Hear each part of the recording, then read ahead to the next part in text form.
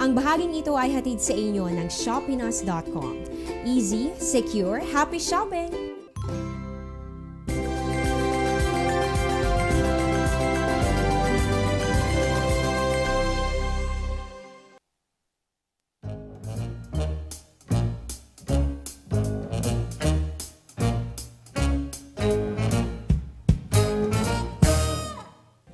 Magandang umaga, Pilipinas. Kayo po ay nakasubaybay pa rin sa Panahon TV. Panahon na naman ng tag-ulan at sa ganitong bahagi ng taon, talamak ang kaso nitong nakamamatay na dengue na nagmumula sa kagat nitong virus-carrying mosquito na kadalasan namang namamahay sa mga naiimbak na tubig, dulot po yan ng pag-ulan. Sa katunayan po, sa La Trinidad sa Benguet, triple na ang naitala. Yun po ay sa 260 cases noong buong 2015 ang nai-record na dengue cases ngayong taong 2016.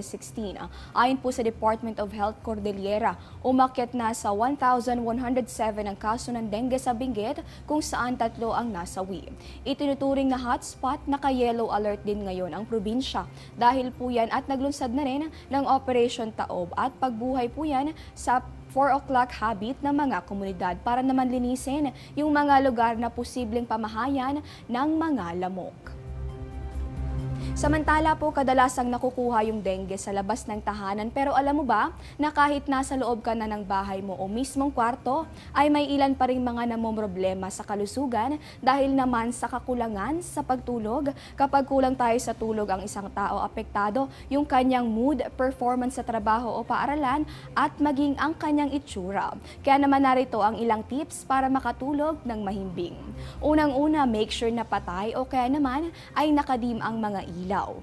Iwasan din ang paggamit ng cellphone o iba pang devices. Makabubuti rin kung wag na rin magkape o uminom ng alak. Pwede rin namang painitan ang kamay o paa o maligo ng maligamgam na tubig. At para makatulog, stay positive lamang at isantabi muna yung mga alalahanin sa ating isip.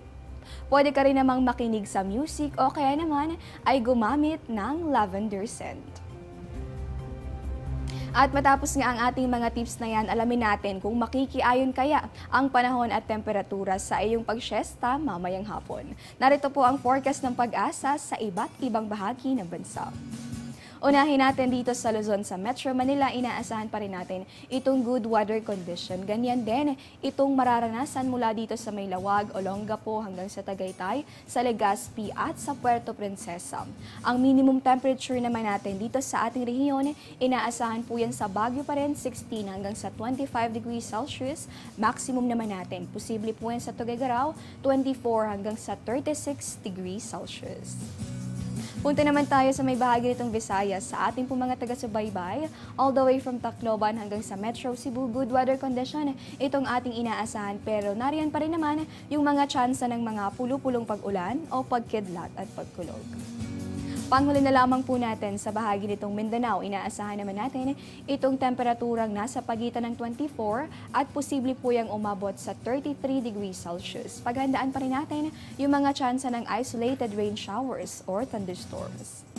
At para kompleto na yung ating pagbibigay weather forecast, check natin yung magiging lagay ng panahon sa mga susunod na araw. Batay sa 3-day weather forecast ng Pag-asa, inaasahan natin dito sa City of Pines itong good weather condition. May kaakibat po yung temperatura na nasa pagitan ng 15 at posible po yung umabot sa 24 degrees Celsius. Dito naman sa atin sa Metro Manila, sa mga estudyante, inaasahan natin itong generally fair weather condition, pero magdala pa rin ng payong sa inyong pagpasok sa paaralan dahil may tsansa pa rin naman ng mga pulupulong pag-ulan o pagkidlat at pagkulog. Temperatura po natin sa pagitan ng 24 hanggang sa 34 degrees Celsius sa mga susunod na araw.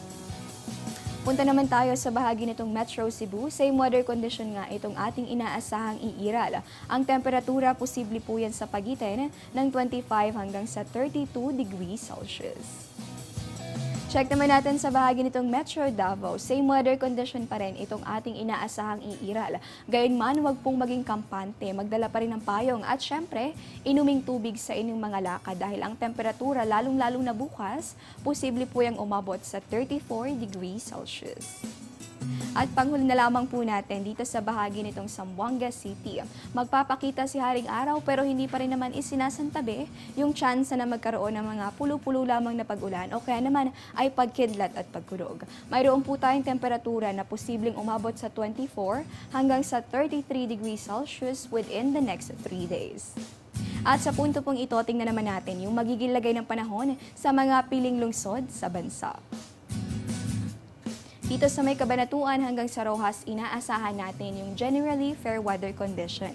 Ganyan din yung mararanasan sa may Tagbilaran. Pero kung kayo po ay may kamag-anak sa Catbalogan, Surigao, General Santos at Dipolog, naku, abisuhan nyo na sila na huwag kalilimutang magdala ng payong dahil bukod sa maulap na kalangitan, may tsansa po ng mga pulo-pulong pag-ulan o pagkidlat at pagkulog ngayong araw ng Miyerkules. Sa mga nakabakasyon naman, narito yung magiging lagay ng panahon sa mga tourist destinations ng bansa. Dito sa bahagi ng Vigan hanggang sa Taal, gayon din dito sa may Naga City at sa may Camiguin, inaasahan naman nating makikiayon sa mga turista itong pangkalahatang maaliwalas na panahon. Mayroon po tayong temperatura sa Boracay sa pagitan ng 25 hanggang sa 33 degrees Celsius. Diyan lamang po kayo, magbabalik pa po kami matapos ang ilang paalala.